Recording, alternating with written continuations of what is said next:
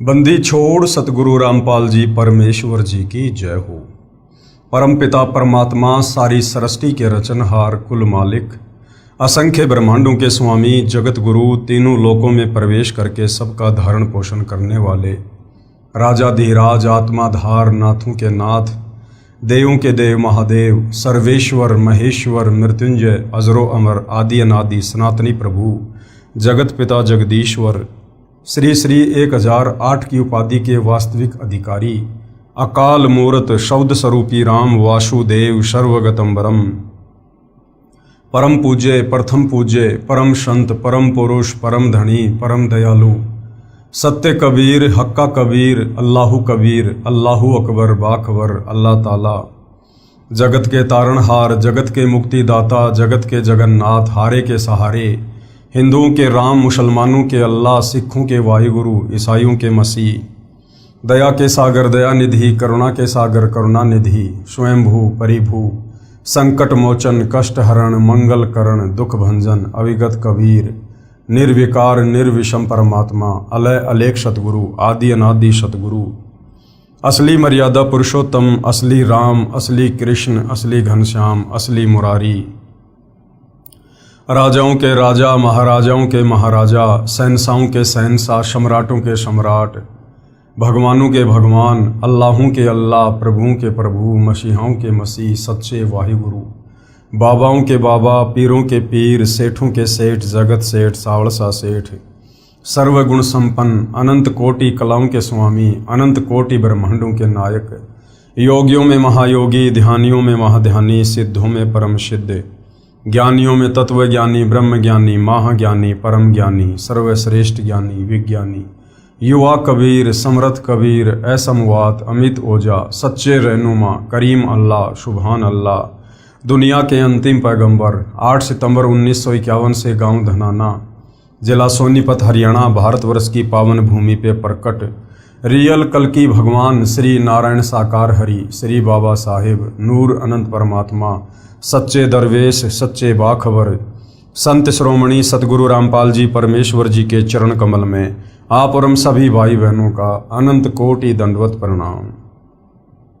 सत्साई भाई और बहनों, बहुत बड़ी दया बहुत बड़ी मेहर पूज्य गुरुदेव भगवान की परमेश्वर रामपाल जी की, जिनके शुभ आशीर्वाद से विशेष आशीर्वाद से उन्हीं के सत्संगों के संग्रह के ऊपर बन चुकी पवित्र आध्यात्मिक पुस्तक कबीर बड़ा या कृष्ण के ऊपर वीडियो बनाने की श्रृंखला जारी है। इसी श्रृंखला में आज हमारा ये 23वें नंबर का वीडियो है। इस पवित्र पुस्तक के प्रत्येक वीडियो से विशेषकर हिंदू समाज से जुड़े भगत भाई बहनों को अध्यात्म के विषय में भक्ति मार्ग के विषय में बहुत कुछ जानने और समझने को मिल रहा है, क्योंकि ये पवित्र पुस्तक कबीर बड़ा या कृष्ण चारों वेद पवित्र गीता जी और पुराणों के ज्ञान से मिश्रित है। यानी इन तमाम सदग्रंथों का निष्कर्ष निकालकर सतगुरु रामपाल जी ने इस पवित्र पुस्तक कबीर बड़ा या कृष्ण में डाला है। इस पुस्तक को धैर्यपूर्वक रुचि लेकर यदि आप पढ़ेंगे तो अवश्य आप जी अपने सदग्रंथों के विषय में उन सदग्रंथों में लिखी सच्चाई के विषय में भक्ति और भगवान के विषय में पूर्णतया सारा सच जान पाएंगे, जो सच आज तक हमारे तत्व ज्ञानहीन नादान गुरु हमें नहीं बता पाए। तो भाइयों और बहनों, इस पवित्र पुस्तक पर जो टॉपिक चल रहा है वो है जनता की अदालत। यानी जनता की अदालत में जज खुद जनता है, क्योंकि वर्तमान की जनता पढ़ी लिखी है, शिक्षित है, अपनी आंखों से सदग्रंथों में लिखी सच्चाई को देखकर निर्णय कर सकती है।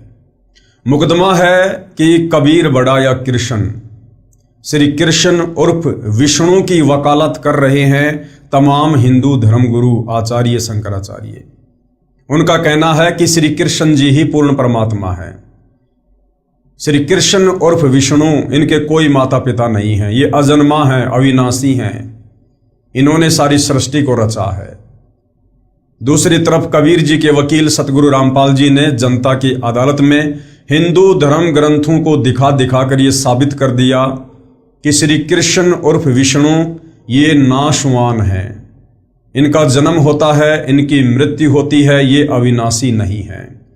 इनकी माता का नाम दुर्गा है, इनके पिता का नाम काल ब्रह्म है। अब भाइयों और बहनों, जनता की अदालत में शिक्षित जनता अपनी आंखों से अपने ही हिंदू धर्म ग्रंथों में लिखी सच्चाई को देखकर अध्यात्म से परिचित हो रही है और अध्यात्म को और ज्यादा जानने की रुचि उनमें जो है उत्पन्न हो रही है। और इसी रुचि के तहत सतगुरु रामपाल जी से जनता तरह तरह के सवाल कर रही है और प्रत्येक सवाल का सतगुरु रामपाल जी प्रमाणित जवाब भी दे रहे हैं। इस विषय में सतगुरु रामपाल जी ने एक कथा सुनाई दिल्ली के बादशाह राजा सिकंदर लोदी की, जो लगभग 650 साल पहले दिल्ली के सम्राट थे। उनको किस प्रकार से असाध्य जलन का रोग हो गया था। उस रोग को ना कोई हिंदू धर्म गुरु ठीक कर पाया, ना मुसलमान धर्म का कोई पीर और औलिया उसको ठीक कर पाया। उसके बाद राजा सिकंदर लोदी कबीर जी के चरणों में नतमस्तक हुआ। उसके बाद कबीर जी ने अपने आशीर्वाद मात्र से उनके जलन का असाध्य रोग ठीक किया और दिल्ली के बादशाह सिकंदर लोदी ने कबीर जी से नाम उपदेश लिया, उनके शिष्य बने। और उसके बाद दिल्ली का बादशाह सिकंदर लोदी कबीर जी से इस काल ब्रह्म को लेकर कुछ सवाल जवाब करता है और कबीर परमेश्वर किस प्रकार से उनको जवाब देते हैं। पवित्र पुस्तक कबीर बड़ा या कृष्ण, बादशाह सिकंदर की शंकाओं का समाधान। बादशाह सिकंदर ने सवाल किया। बादशाह सिकंदर लोदी ने कबीर अल्लाह से पूछा, हे परवरदिगार, ये ब्रह्म काल कौन शक्ति है? ये काल कहो, चाहे ब्रह्म कहो, चाहे ज्योति निरंजन कहो, चाहे ब्रह्मा विष्णु महेश का पिता कहो, चाहे दुर्गा का पति कहो, ये एक ही है। तो सिकंदर ने पूछा कि हे परवरदिगार, ये ब्रह्म अर्थात काल कौन शक्ति है? ये सभी के सामने क्यों नहीं आता? उत्तर दिया परमेश्वर कबीर साहिब जी ने सिकंदर लोदी बादशाह के प्रश्न क और ख के उत्तर में सृष्टि रचना सुनाई। कृपया देखें इसी पुस्तक के पेज नंबर 389 से 444 पर, जो हम आगे पढ़ेंगे। और पहले आप जी को मौखिक सुना दी गई है। क्या बाबा आदम जैसे महापुरुष भी इसी के जाल में फंसे थे? अब सिकंदर लोदी ने पूछा कि जिस प्रकार ये हिंदू धर्म के जाने माने संत महात्मा ऋषिजन आचार्य शंकराचार्य ये सारे के सारे आप जी कह रहे हो कि ये काल ब्रह्म के जाल में फंसे हुए थे, तो क्या हमारे धर्म में जो बाबा आदम था, क्या वो भी इसी काल ब्रह्म के जाल में फंसा हुआ था? तो परमेश्वर जी ने क्या कहा? गए के उत्तर में बताया कि पवित्र बाइबल में उत्पत्ति विषय में लिखा है कि पूर्ण परमात्मा मनुष्यों तथा अन्य प्राणियों की रचना 6 दिन में करके तकत अर्थात सिंहासन पर चला गया। उसके बाद इस लोक की बागडोर यानी 21 ब्रह्मांड की बागडोर इस ब्रह्म ने संभाल ली, इस काल ने संभाल ली। इसने कसम खाई है कि मैं सबके सामने कभी नहीं आऊंगा, इसलिए सभी कार्य अपने तीनों पुत्रों रजगुण ब्रह्मा, सतगुण विष्णु तथा तमगुण शिव के द्वारा करवाता रहता है, या स्वयं किसी के शरीर में प्रवेश करके प्रेत की तरह बोलता है। जैसे महाभारत युद्ध के समय श्री कृष्ण जी के शरीर में ये काल ब्रह्म प्रेतवत प्रवेश करके गीता जी का ज्ञान बोल गया। या फिर आकाशवाणी करके आदेश देता है। प्रेत, पितर तथा अन्य देवों यानी फरिश्तों की आत्माएं भी किसी के शरीर में प्रवेश करके अपना आदेश करती हैं, परंतु श्रद्धालुओं को पता नहीं चलता कि ये कौन शक्ति बोल रही है। पूर्ण परमात्मा ने मांस खाने का आदेश नहीं दिया। राजा सिकंदर लोदी को कबीर परमात्मा जी कह रहे हैं कि पूर्ण परमात्मा ने, अल्लाहु अकबर ने, अल्लाहु कबीर ने, जिन्होंने 6 दिन में इस काल ब्रह्म के 21 ब्रह्मांड वाली सृष्टि रची और 7वें दिन सतलोक के तख्त पर जा विराजा, उस कबीर परमेश्वर ने किसी को भी, यहां तक कि शेर को भी उन्होंने मांस खाने का आदेश नहीं दिया। पवित्र बाइबल उत्पत्ति विषय में, सर्व प्राणियों के खाने के विषय में पूर्ण परमात्मा का प्रथम तथा अंतिम आदेश है कि मनुष्यों के लिए फलदार वृक्ष तथा बीजदार पौधे दिए हैं जो तुम्हारे खाने के लिए हैं, तथा अन्य प्राणियों को जिनमें जीवन के प्राण हैं उनके लिए छोटे छोटे पेड़ अर्थात घास झाड़ियां आदि खाने को दिए हैं। इसके बाद पूर्ण प्रभु का आदेश न पवित्र बाइबल में है तथा न किसी कतेब यानी तौरात, इंजिल, जबूर या कुरान शरीफ में है। इन कतेबों में ब्रह्म तथा उसके फरिश्तों तथा पितरों व प्रेतों का मिला जुला आदेश रूप ज्ञान है। यानी मुसलमान भाई जिसे अपना अल्लाह कहते हैं वो यही काल है, यही ब्रह्म है। आगे फिर सवाल किया, क्या बाबा आदम से पहले भी सृष्टि थी? तो कबीर परमेश्वर ने उत्तर दिया, सूर्य वंश में राजा नाभिराज हुआ, उसका पुत्र राजा ऋषभदेव हुआ, जो जैन धर्म का प्रवर्तक तथा प्रथम तीर्थकर माना जाता है। वही ऋषभदेव ही बाबा आदम हुआ। ये विवरण जैन धर्म की पुस्तक आओ जैन धर्म को जाने के पेज नंबर 154 पर लिखी है। इससे स्पष्ट है कि बाबा आदम से भी पहले सृष्टि थी। पृथ्वी का अधिक क्षेत्र निर्जन था, यानी कोई रहा नहीं करता था, सुनसान पड़ा हुआ था। एक दूसरे क्षेत्र के व्यक्ति भी आपस में नहीं जानते थे कि कौन कहाँ रहता है। ऐसे स्थान पर ब्रह्म ने यानी काल ने फिर से मनुष्य आदि की सृष्टि की। उत्पत्ति ऐसे स्थान पर की जो अन्य व्यक्तियों से कटा हुआ था। काल के पुत्र ब्रह्मा के लोक से ये पुण्यात्मा बाबा आदम अपना कर्म संस्कार भोगने आया था। जो बाबा आदम था वो श्री ब्रह्मा जी के लोक से आई हुई आत्मा थी।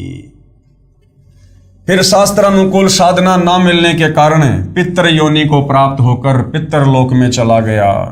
बाबा आदम से पहले फरिश्ते थे, पवित्र बाइबल ग्रंथ में लिखा है। फिर आगे सिकंदर लोदी ने सवाल किया, यदि अल्लाह का आदेश मनुष्यों को मांस न खाने का है तो बाइबल तथा कुरान शरीफ में कैसे लिखा गया? तो क्या उत्तर दिया कबीर परमेश्वर जी ने? उत्तर, पवित्र बाइबल में उत्पत्ति विषय में लिखा है कि पूर्ण परमात्मा ने 6 दिन में सृष्टि रचकर 7वें दिन विश्राम किया। उसके बाद बाबा आदम तथा अन्य नबियों को अव्यक्त अल्लाह यानी काल के फरिश्ते तथा पितर आदि ने अपने आदेश दिए हैं, जो बाद में कुरान शरीफ तथा बाइबल में लिख दिए गए। फिर आगे राजा सिकंदर लोदी ने सवाल किया, अव्यक्त प्रभु काल ने यह सर्व वास्तविक ज्ञान छुपाया है, तो पूर्ण परमात्मा का संकेत किस लिए किया? यानी अगर इस काल ब्रह्म ने सारा ज्ञान छुपा दिया है तो फिर इसने पूर्ण परमात्मा अल्लाह कबीर का जिक्र क्यों किया? उत्तर दिया परमेश्वर ने, ज्योति निरंजन यानी अव्यक्त माने जाने वाला प्रभु यानी यह काल पूर्ण परमात्मा के डर से ये नहीं छुपा सकता कि पूर्ण परमात्मा कोई अन्य है। ये पूर्ण प्रभु की वास्तविक पूजा की विधि से अपरिचित है, इसलिए यह केवल अपनी साधना का ज्ञान ही प्रदान करता है तथा महिमा गाता है पूर्ण प्रभु की। दिल्ली के सम्राट सिकंदर ने सोचा कि ऐसे भगवान को दिल्ली में ले चलता हूं और हो सकता है वहां के व्यक्ति भी इस परमात्मा के चरणों में आकर एक हो जाएं। ये हिंदू और मुसलमान का झगड़ा ही समाप्त हो जाए। कबीर साहिब के विचार कोई सुनेगा तो उसका भी उद्धार होगा। बादशाह सिकंदर लोदी ने प्रार्थना की कि हे अल्लाह की जात, हे परवरदिगार, एक बार हमारे साथ दिल्ली चलने की कृपा करो। कबीर साहिब ने सिकंदर लोदी से कहा कि पहले आप मेरे से उपदेश लो, फिर आपके साथ चल सकता हूं, ऐसे नहीं जाऊंगा। सिकंदर ने कहा कि दाता जैसे आप कहोगे वैसा ही करूंगा। कबीर साहिब ने कहा कि एक तो हिंदू से मुसलमान नहीं बनाएगा। सिकंदर ने कहा कि नहीं बनाऊंगा। कोई जीव हिंसा नहीं करवाएगा। सिकंदर ने कहा प्रभु मैं जीव हिंसा नहीं करूंगा तथा न किसी को जीव हिंसा करने के लिए कहूंगा, परंतु ये मुल्ला तथा काजी मेरे बस से बाहर हैं। कबीर साहिब ने कहा ठीक है, आप अपने मुख से नहीं कहोगे। सिकंदर ने कहा कि ठीक है दाता, अर्थात सारे नियम बता दिए और सिकंदर ने सारे स्वीकार कर लिए। अब बेचारा सिकंदर स्वीकार तो इसलिए कर रहा था भाई और बहनों, क्योंकि उसका असाध्य जलन का रोग ठीक हो गया था और उसको डर था कि यदि मैंने अब इनके प्रत्येक वचन को फॉलो नहीं किया तो कहीं फिर से मुझे वो असाध्य रोग ना हो जाए। परमेश्वर कबीर साहिब जी से दीक्षा ग्रहण कर ली तथा सभी नियमों को आजीवन पालन करने का प्रण किया।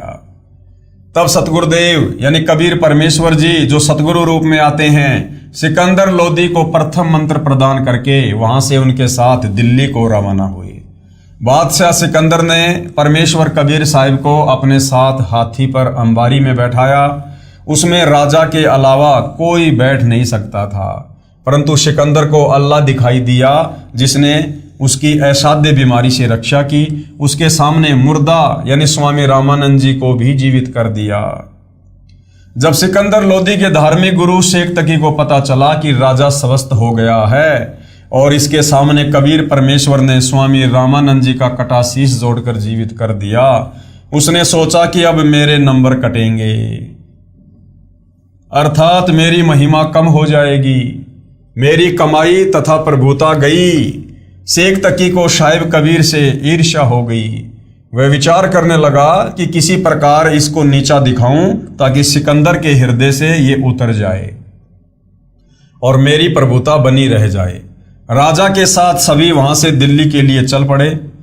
रास्ते में रात्रि में एक दरिया के किनारे रुक गए। सोचा कि रात्रि में विश्राम करेंगे, सुबह चलने का इरादा करके वहां पर पड़ाव लगा दिया। मृत लड़के कमाल को जीवित करना। एक लड़का था जो उसके कबीले वालों ने, उसके परिवार वालों ने उसको अंतिम संस्कार के रूप में पानी में बहा दिया था, एक नाव जैसा कुछ बना के। उस लड़के को किस प्रकार से कबीर परमेश्वर जी ने जीवित किया। शेख तकी महाराज सिकंदर से मुंह चढ़ाए फिर रहा था। सिकंदर ने पूछा कि क्या बात है पीर जी। शेख तकी ने कहा कि क्या तुझे बात नहीं मालूम। सिकंदर ने पूछा कि क्या बात है। शेख तकी ने कहा कि ये तेरे साथ कौन है।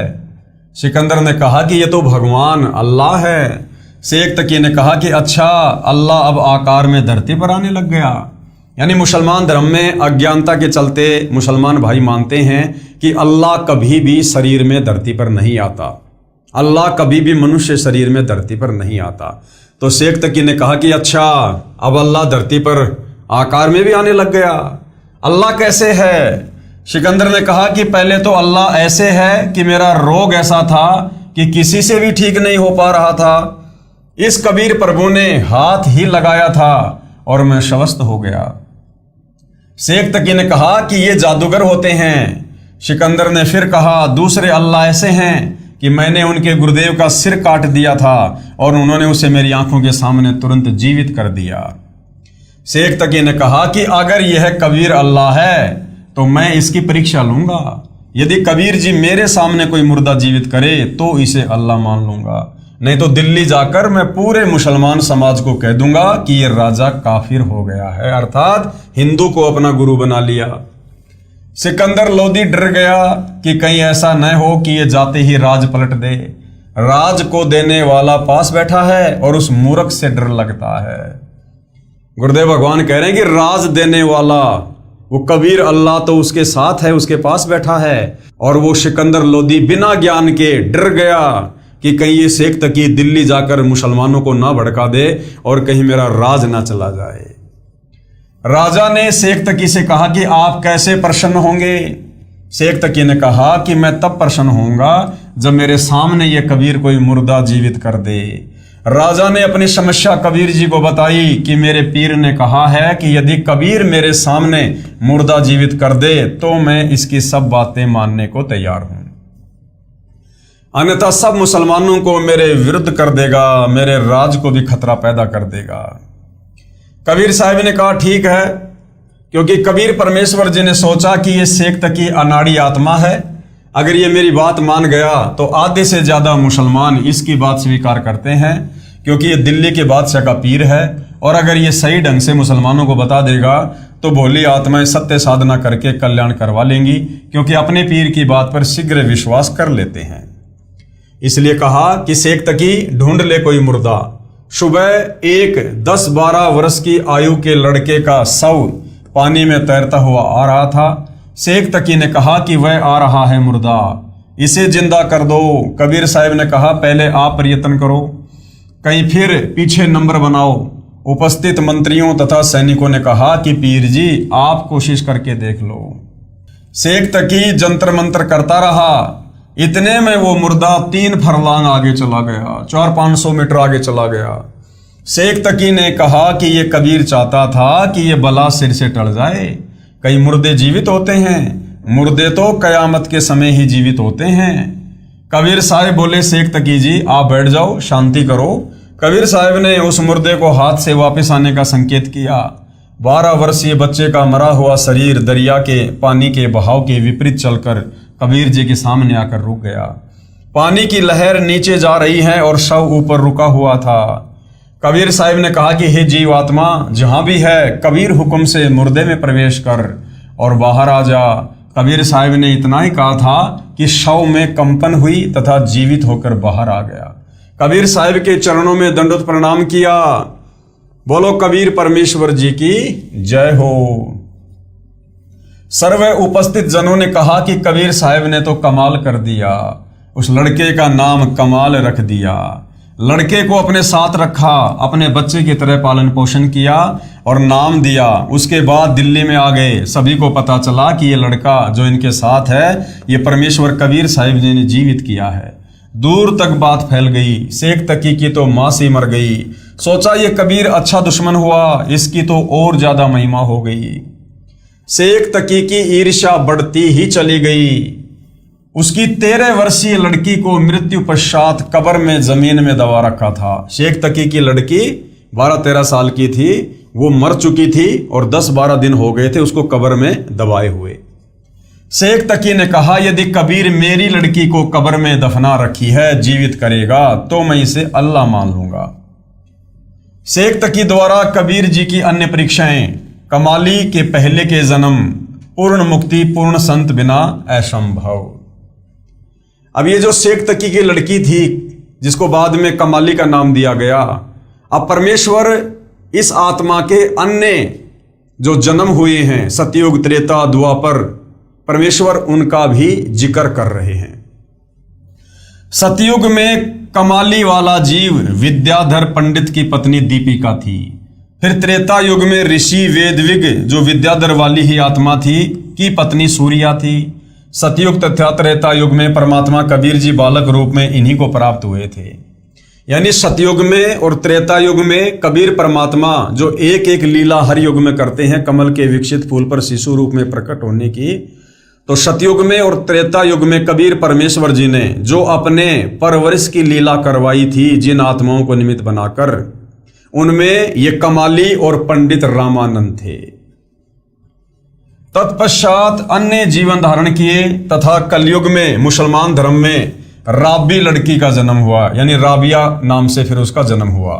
उसके पश्चात एक जीवन वैश्या रूप में जिया। फिर बांसुरी नामक लड़की का जन्म हुआ। फिर कमाली नामक शेख तकी की लड़की हुई।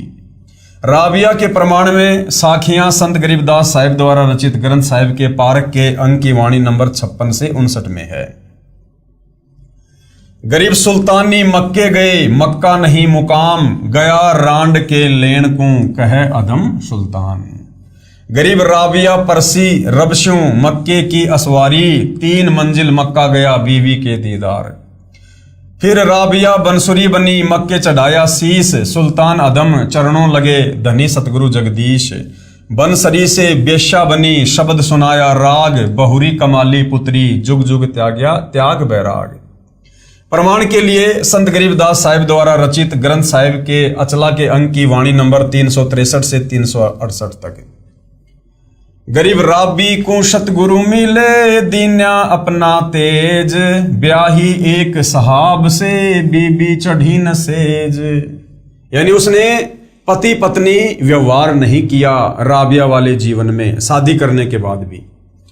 गरीब राबी मक्के को चली, धरा अला का ध्यान, कुत्ती एक प्यासी खड़ी, छूटे जात हैं प्राण।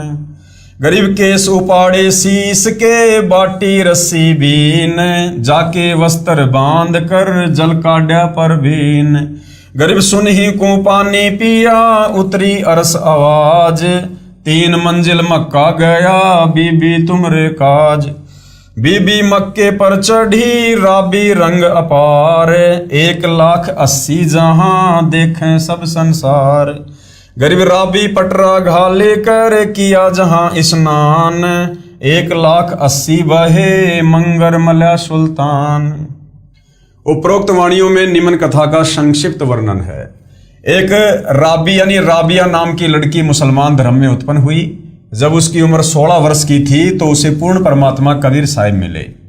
प्रभु में बहुत प्रेम था। रोजा रखना, नमाज करना, ईद मनाना जो परंपरागत साधना धर्म अनुसार थी वह पूरी लगन से किया करती थी। तब कबीर साहिब ने बताया, बेटी ये साधना प्रभु पाने की नहीं है, सारी सृष्टि रचना सुनाई, सत भक्ति का मार्ग बताया। उस लड़की राबिया ने उपदेश ले लिया। फिर 4 वर्ष सत साधना करके समाज के दबाव से, लोकलाज के कारण सत मार्ग को छोड़ दिया तथा वही परंपरागत साधना पुनः शुरू कर दी। उस लड़की की आस्था प्रभु में इतनी प्रबल थी कि शादी से मना कर दिया। माता पिता रोने लग गए कि जवान लड़की को घर पर कैसे रखें।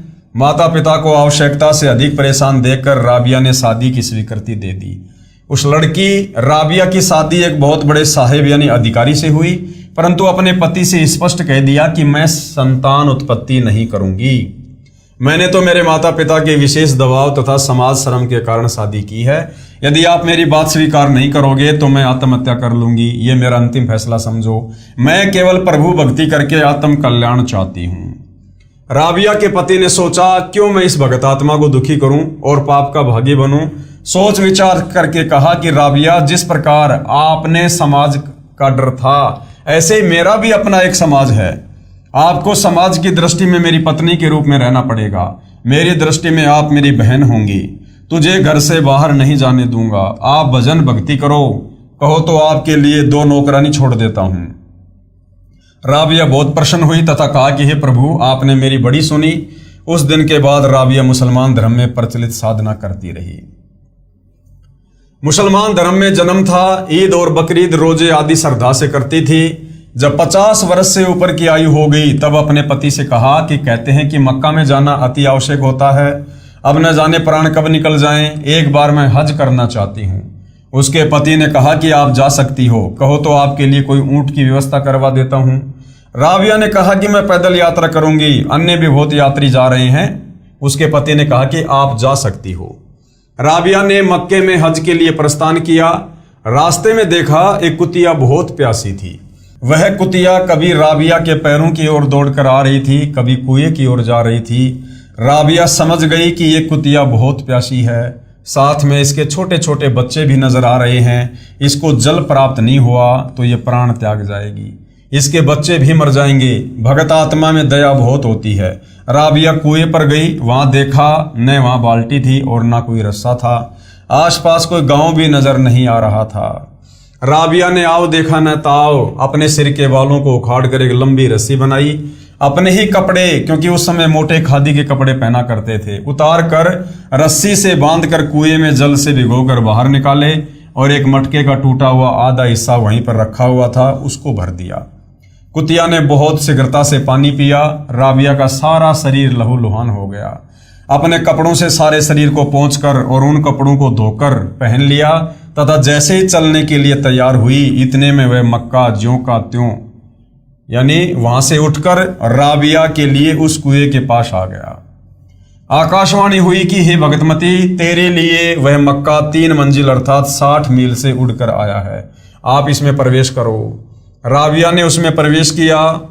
मक्का वहां से उठा और वायुयान की तरह उड़कर वापस यथास्थान पर आ गया। इस लीला को देखकर समाज में एक विशेष चर्चा हो गई कि भक्ति हो तो राबिया जैसी। मुसलमान समाज में मीराबाई की तरह राबिया का नाम आदर के साथ लिया जाने लगा। सभी उसका विशेष सत्कार करने लगे। कुछ समय पश्चात राबिया ने प्राण त्याग दिए और दूसरा जन्म मुसलमान धर्म में एक बनसूरी नाम की लड़की का हुआ, क्योंकि जहां जीव के संस्कार होते हैं वहीं उसकी उत्पत्ति होती रहती है। इतनी अच्छी धार्मिक वृत्ति की लड़की बहुत अच्छे प्रभु के गुणगान करती थी और अपनी धार्मिक पूजा मुसलमान धर्म के अनुसार पूरी आयु करती रही।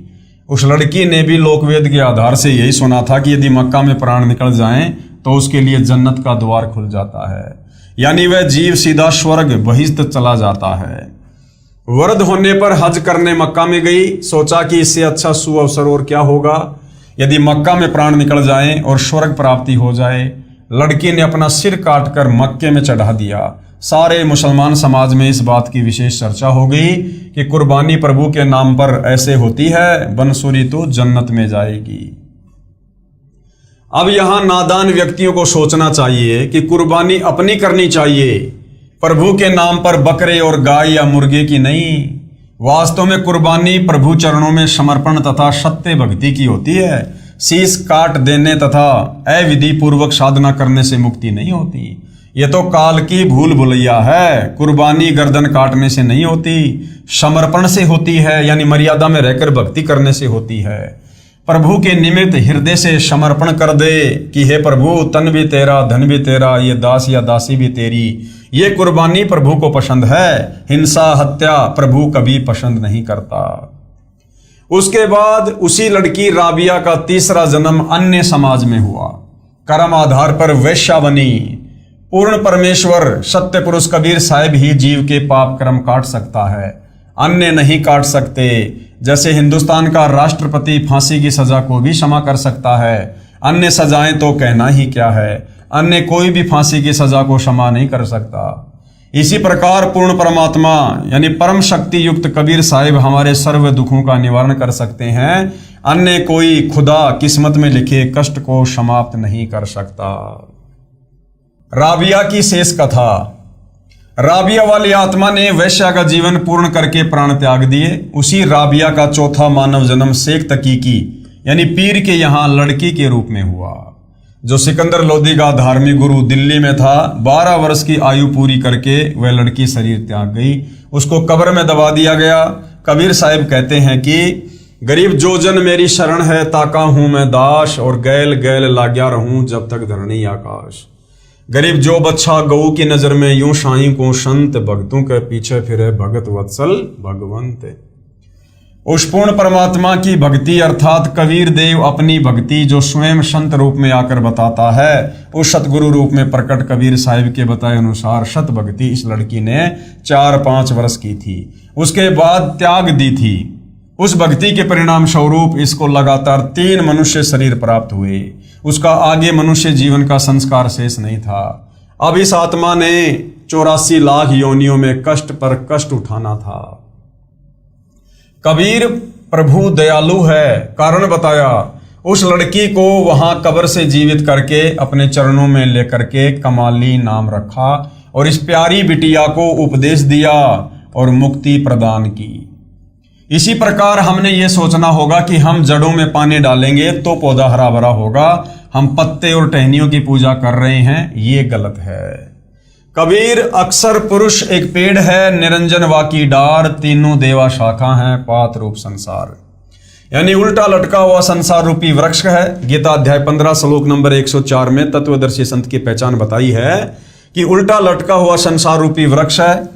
इसकी ऊपर को जड़ें परम अक्षर पुरुष, सत्य पुरुष, पूर्ण ब्रह्म है, और जमीन से बाहर जो तना दिखाई देता है वो अक्षर पुरुष यानी परब्रह्म समझो। उसके बाद तने के एक मोटी डार होती है, उस डाल को ज्योति निरंजन यानी ब्रह्म काल समझो। उस डार की फिर 3 शाखाएं ब्रह्मा विष्णु महेश समझो, और फिर इनके ये टहनियां देवी देवता और पत्ते संसार समझो। ऐसा कबीर साहिब ने पूरी सृष्टि रचना को एक ही दोहे में सुना दिया। उसके बाद शेख तकी की मृत लड़की कमाली को जीवित करना, यानी कमाली नाम तो फिर उसका बाद में पड़ा। शेख तकी ने देखा कि यह कबीर तो किसी प्रकार भी काबू नहीं आ रहा। तब शेख तकी ने जनता से कहा कि यह कबीर तो जादूगर है, ऐसे ही जंत्र मंत्र दिखाकर इसने बादशाह सिकंदर की बुद्धि भ्रष्ट कर रखी है। सारे मुसलमानों से कहा कि तुम मेरा साथ दो वरना बात बिगड़ जाएगी। बोले मुसलमानों ने कहा पीर जी हम तेरे साथ हैं, जैसे तू कहेगा ऐसे ही करेंगे। शेख तकी ने कहा इस कबीर को तब प्रभु मानेंगे जब मेरी लड़की को जीवित कर देगा जो कब्र में दबी हुई है। पूज्य कबीर साहिब से प्रार्थना हुई। कबीर साहिब ने सोचा ये नादान आत्मा ऐसे ही मान जाए, क्योंकि ये सभी जीव आत्माएं कबीर साहिब के बच्चे हैं। ये तो काल ने धर्म का हमारे ऊपर कवर चढ़ा रखा है, एक दूसरे के दुश्मन बना रखे हैं। शेख तकी की लड़की का शव कब्र में दबा रखा था। शेख तकी ने कहा कि यदि मेरी लड़की को जीवित कर दे तो मैं इस कबीर को अल्लाह स्वीकार कर लूंगा और सभी जगह ढिंढोरा पिटवा दूंगा कि ये कबीर जी भगवान है। कबीर साहिब ने कहा कि ठीक है।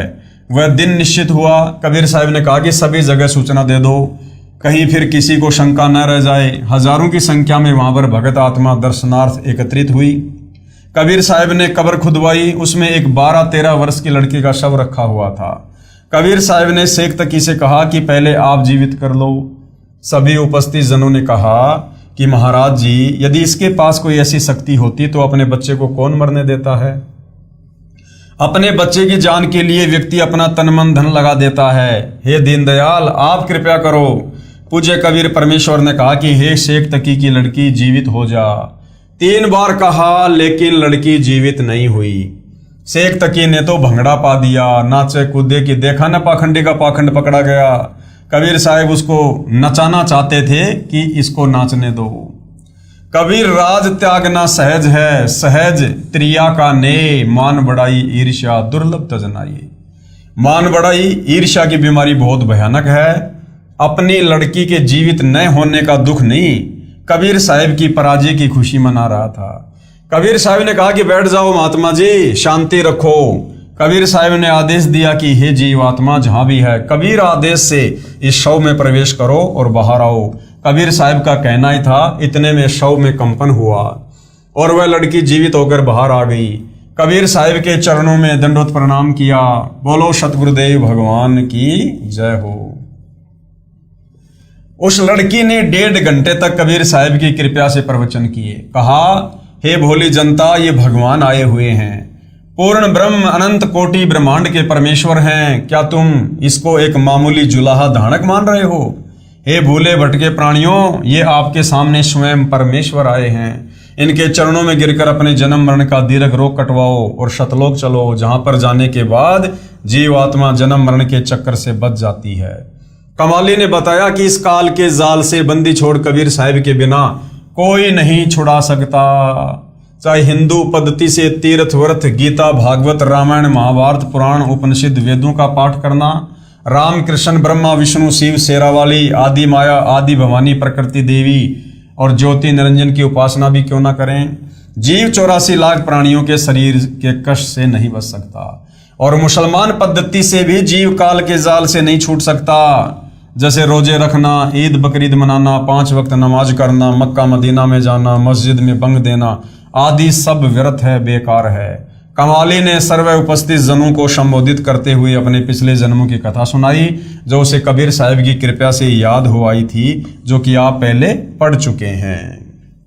कबीर साहब ने कहा कि बेटी अपने पिता के साथ जाओ। वो लड़की बोली, मेरे असली पिता तो आप हैं, ये तो नकली पिता है, इसने तो मैं मिट्टी में दबा दी थी, मेरा और इसका हिसाब किताब बराबर हो चुका है।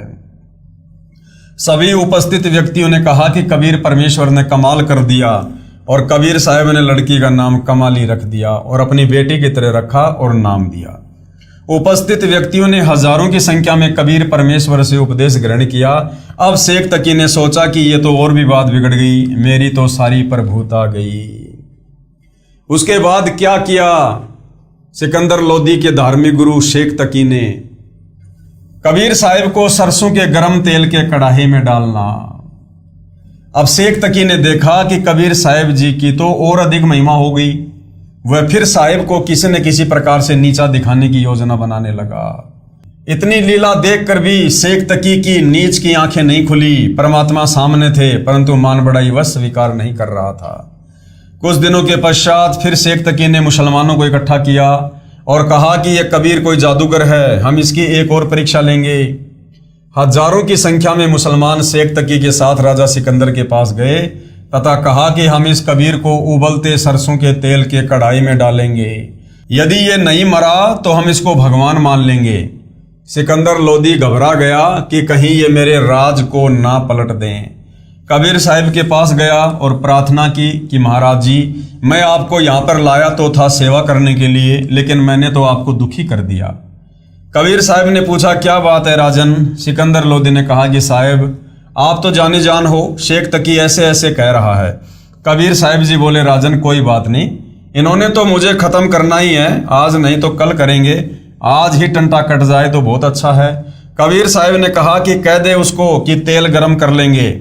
कबीर साहब जी सोचते थे कि ये नादान शेख तकी ऐसे ही मान जाए।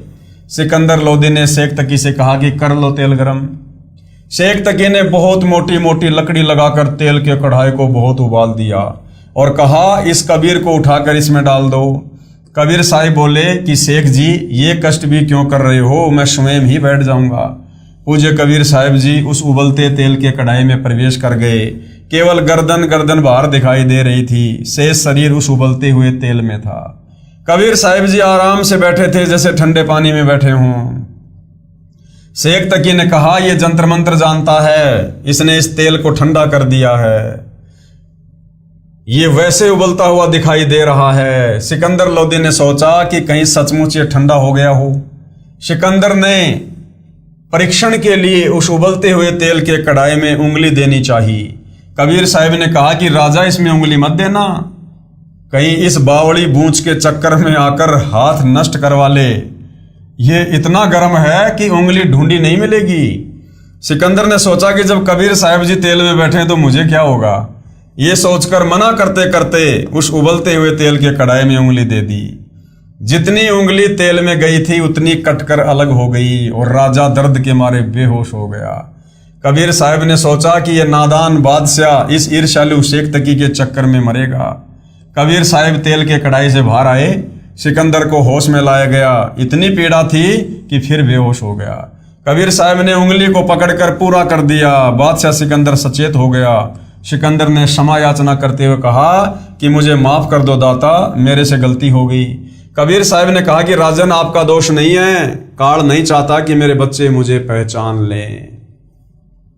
उसके बाद फिर शेख तकी ने और परीक्षा ली कबीर परमेश्वर जी की, और इस प्रकार से कुल 52 प्रकार की परीक्षाएं 650 साल पहले कबीर परमेश्वर जी के साथ की गई।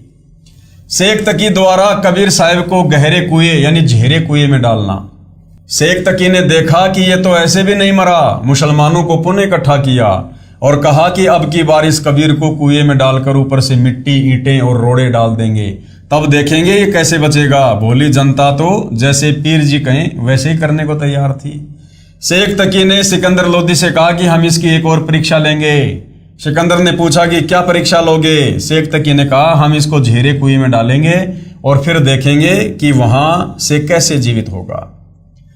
अब इतनी लीला देखकर भी राजा का अपने मालिक खुदा कबीर पर विश्वास नहीं बना, नहीं तो धमका देता कि जा कर ले तूने जो करना है, मैं नहीं दुखी करूं अपने भगवान को। फिर देखता उसका राज्य जाता या और मौज हो जाती। राजा ने सोचा कहीं मेरा राज्य ना चला जाए। सिकंदर लोदी राजा ने साहिब से प्रार्थना की कि ये शेख तकी तो नहीं मानता और आज ऐसे ऐसे जिद किए हुए है। पूज्य कबीर साहिब जी ने कहा, ठीक है, कर लेने दो इसको, जो ये करे, मेरा भी टंटा कटे, मैं भी दुखी हो लिया, कह दे कि तूने जो करना है कर ले। शेख तकी कबीर साहिब जी को बांध जूड़ कर ले गया, यानी राजमहल से ही कबीर परमात्मा जी को रस्सियों में बांध कर लेकर गए और जाकर गहरे झेरे कुएं में डलवा दिया। वहां पर हजारों व्यक्तियों को इकट्ठा किए हुए था। बहुत गहरा अंधा कुआं जिसमें पानी गंदा और थोड़ा सा पड़ा था और ऊपर से मिट्टी, कांटेदार छड़ी, गोबर, ईंट आदि से 150 फुट ऊंचा पूरा भर दिया। फिर शेख तकी हाथ मुंह धोकर सिकंदर लोदी के पास गया तथा कहा कि राजा, कर दिया तेरे शेर को समाप्त। उसके ऊपर इतनी मिट्टी डाल दी कि अब किसी भी प्रकार बाहर नहीं आ सकता। सिकंदर लोदी ने पूछा, पीर जी आप किसकी बात कर रहे हो। शेख तकी बोला कि तेरे गुरुदेव कबीर की, उसको आज हमने समाप्त कर दिया। सिकंदर ने कहा कि पीर जी, पूज्य कबीर साहब जी तो अंदर कमरे में बैठे हैं, वे तो कहीं पर गए ही नहीं। शेख तकी ने अंदर जाकर देखा तो पूज्य कबीर साहब अंदर कमरे में आसन पर आराम से बैठे थे। शेख तकी की तो और ज्यादा ईर्ष्या हो गई कि यह कबीर तो मारे से नहीं मर रहा, अब क्या किया जाए। अन्य समझदार व्यक्ति तो मान गए, हजारों ने उपदेश लिया, प्रभु कबीर जी के शिष्य बने, परंतु वह शेख तकी दुष्ट नहीं माना। अब राजा सिकंदर लोदी को कबीर परमात्मा इस प्रकार के चमत्कार या लीला कहिए दिखा दिखा के दृढ़ करना चाहते थे, लेकिन कबीर परमेश्वर जी का ज्ञान ना समझ पाने के कारण राजा उल्टा डर और भय में जी रहा था। साथ ही जनता की अदालत में सतगुरु रामपाल जी इस प्रकार के ढेरों प्रमाण दिखा दिखाकर जनता को भी और श्री कृष्ण उर्फ विष्णु जी के तमाम वकील हिंदू धर्म गुरुओं को भी ये बताना चाह रहे हैं कि कबीर ही परमेश्वर है, वो अविनाशी है, अकाल मूर्त है, वो कभी किसी के द्वारा मारा नहीं जा सकता है। शाह तकी नहीं लखी निरंजन चाल रे, इस पर्चे ते आगे मांगे जवाल रे। शेख तकी बंदी छोड़ कबीर परमेश्वर की महिमा को नहीं समझ पाया। उसको चाहिए था कि भगवान के चरणों में गिरकर क्षमा याचना करता तथा अपना आत्म कल्याण करवाता, परंतु मान बड़ाई वश होकर साहिब का दुश्मन बन गया। शेख तकी ने और भी बहुत से जुल्म किए। कबीर साहब काशी लौट गए। फिर और क्या किया शेख तकी ने कबीर परमेश्वर जी को आम व्यक्ति समझकर? शेख तकी द्वारा कबीर साहब को गुंडों से मरवाने की निष्फल कुचेष्टा। कबीर साहब के काशी आने के बाद शेख तकी ने सोचा कि यह कबीर तो किसी भी प्रकार नहीं मर रहा। वह कबीर साहब को मारने के लिए रात्रि के समय कुछ गुंडों को साथ लेकर कबीर साहब की झोपड़ी पर गया। कबीर साहब सो रहे थे, लीला कर रहे थे परमात्मा, उन्होंने क्या सोना था। शेख तकी ने गुंडों से कहा कि इसके टुकड़े टुकड़े कर दो। गुंडों ने तलवार से पूज्य कबीर साहब जी के टुकड़े टुकड़े कर दिए और अपनी तरफ से मरा हुआ जानकर चल पड़े। जब वे झोपड़ी से बाहर निकले तो पीछे से कबीर साहब ने उठकर कहा कि पीर जी दूध पीकर जाना, ऐसे थोड़े जाते हैं। शेख तकी व उसके गुंडों ने सोचा कि ये भूत है, वहां से भाग गए। उन गुंडों को तो बुखार हो गया, कई दिन तक बुखार नहीं उतरा। फिर साहिब कबीर उनके पास गए और उनको ठीक किया तथा कहा कि ये पीर तुम्हें मरवा कर छोड़ेगा, ये तुम्हें गुमराह कर रहा है। तब उन्होंने कबीर साहब से क्षमा याचना की। श्री कृष्ण जी की उपस्थिति में ऋषि दुर्वासा के श्राप से श्री कृष्ण जी का पूरा परिवार व पूरा यादव कुल आपस में लड़कर मर गया। अब कबीर परमेश्वर जी कितने शक्ति युक्त हैं और श्री कृष्ण उर्फ विष्णु ये कितने शक्ति युक्त हैं, ये जनता की अदालत में अब जनता को कबीर जी के वकील सतगुरु रामपाल जी उन तमाम हिंदू धर्म गुरुओं के सामने बता रहे हैं कि अभी तो आपने देखा कि किस प्रकार से बादशाह सिकंदर लोदी का धार्मिक पीर शेख तकी कबीर परमेश्वर को मारने की कुचेष्टा करता है, कितने प्रयास करता है, तरह तरह के हथकंडे अपनाता है, लेकिन वो विफल हो जाता है।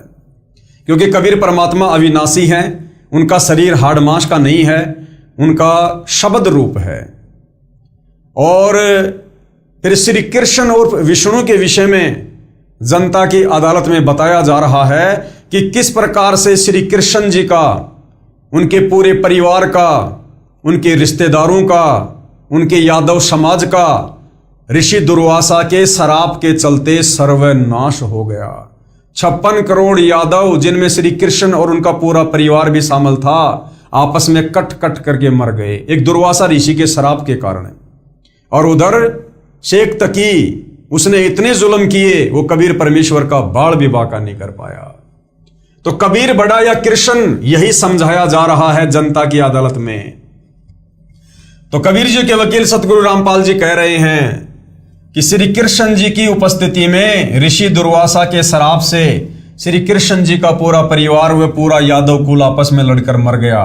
श्री कृष्ण जी उस लड़ाई यानी गृह युद्ध को रोक नहीं पाए, अपने कुल की रक्षा नहीं कर पाए, तथा त्रेता युग में श्री विष्णु जी ने श्री रामचंद्र रूप में बाली राजा को पेड़ की ओट लेकर धोखे से मारा था, उसका बदला द्वापर युग में श्री कृष्ण रूप में देना पड़ा। यानी अपने कर्म भी ये विष्णु जी नहीं काट पाए। श्री कृष्ण जी को बाली वाली आत्मा, जो समय शिकारी, जो बालिया नाम से जन्मा था, उसने विषाक्त यानी जहर से बुझे तीर से मारा, अपनी रक्षा भी नहीं कर सके, तथा ऋषि दुर्वासा के श्राप से भी बचाव नहीं कर सके, जो 3 ताप में एक ताप है। संत गरीबदास जी ने कहा है कि तुम कौन राम का जपते जापम, ताते कटे ना तीनों तापम। अर्थात आप किस प्रभु को इष्ट रूप में मानकर जाप करते हो, यानी श्री विष्णु यानी राम भगवान की भक्ति से 3 ताप नहीं कट सकते। परम अक्षर ब्रह्म यानी कबीर जी ही 3 ताप काट देते हैं और होने वाले युद्ध को भी टाल सकते हैं। परमेश्वर कबीर जी की मृत्यु नहीं हुई, वे शरीर सतलोक गए थे। तो भाई और बहनों, ये सारी बातें जनता की अदालत में भोली भाली नादान जनता की आंखें खोलने के लिए, जो कथाएं हम दिन रात पढ़ा करते थे हमारे सदग्रंथों में, रामायण में, महाभारत में, पुराणों में, लेकिन हम उन कथाओं के मर्म को नहीं समझ पा रहे थे तत्वदर्शी संत के शरण के अभाव में। और ये हमारे नादान धर्म गुरु ये कथाएं जरूर सुनाते थे, परंतु तत्व ज्ञान के अभाव में इन कथाओं का मर्म, निष्कर्ष ना ये खुद जानते थे, ना ये जनता को समझा पाए। और भोली भाली जनता को पूर्ण ब्रह्म परमेश्वर कबीर साहिब की महिमा से दूर रखा। तो अब सतगुरु रामपाल जी जनता की अदालत में इन्हीं कथाओं को सुना सुनाकर जनता की आंखें खोल रहे हैं, उन्हें निष्कर्ष तक पहुंचा रहे हैं कि ये मनुष्य जन्म केवल परमात्मा प्राप्ति के लिए मिला है। और इस मनुष्य जन्म में हम परमात्मा प्राप्ति ना कर लें, तत्वदर्शी संत की शरण में ना चले जाएं, इसके लिए ये काल ना जाने कितने प्रकार के तरह तरह के हथकंडे अपनाता है। और उन्हीं हथकंडों में एक हथकंडा है ये तमाम धर्म गुरु खड़े करना। ये सारे के सारे काल के दूत हैं, काल के एजेंट हैं, चाहे मुसलमान धर्म के हों, चाहे हिंदू धर्म के हों, चाहे सिख या ईसाई धर्म के हों। तो जनता अब धीरे धीरे अपने धर्मशास्त्रों से ये सारे प्रमाण देखकर, कथाएं सुनकर अब धीरे धीरे विचार कर रही है। उनकी बुद्धि में ये बातें समा रही हैं कि वास्तव में परमात्मा कोई और है। हम श्री ब्रह्मा, श्री विष्णु, श्री महेश को परमात्मा मानते थे, ये तो बहुत छोटी शक्ति हैं, ये तो खुद जन्म और मरण में हैं। तो धीरे धीरे जनता अब अध्यात्म की ओर रुचि ले रही है। और भाई और बहनों, जब तक हम अपने धर्मशास्त्रों में वर्णित सत्य ज्ञान से, शास्त्र अनुकूल साधना से परिचित नहीं होंगे, तब तक भला हम कैसे निष्कर्ष निकाल सकते हैं कि हमने किस परमेश्वर की भक्ति करनी चाहिए जिससे हमारा जन्म मरण का रोग सदा सदा के लिए मिट जाए, कट जाए। तो अब जनता भी समझेगी और कोशिश करेंगे तो ये नादान धर्मगुरु भी समझेंगे। अन्यथा जनता शिक्षित है, इन नादान धर्मगुरुओं को छोड़कर, इनको फटकार कर जगत गुरु तत्वदर्शी सतगुरु रामपाल जी की शरण में आएगी और अपनी आत्मा का कल्याण करवाएगी। और जो नादान इतने सारे प्रमाण देखकर भी नहीं मानेंगे, वो फिर अपनी अंत में दुर्गति ही करवाएंगे। फिर वो लक 84 योनि में जाएंगे, नरक में गिरेंगे, तपस्या का कष्ट भोगेंगे या अन्य प्राणियों की योनियों में जन्म लेकर तरह तरह की पीड़ा भोगने पर मजबूर होंगे। तो भाई और बहनों, ये सिलसिला इसी प्रकार से चलता रहेगा। धीरे धीरे हम इस विषय को समझेंगे। तो आज के टॉपिक में केवल इतना ही। कल परमेश्वर जी के आशीर्वाद से हम फिर सेवा में हाजिर होंगे। तब तक पूज्य गुरुदेव भगवान हम सबको आज्ञा दे, आशीर्वाद दे, सद्बुद्धि दे, हमारा मार्गदर्शन करे। बंदी छोड़ सतगुरु रामपाल जी परमेश्वर जी की जय हो।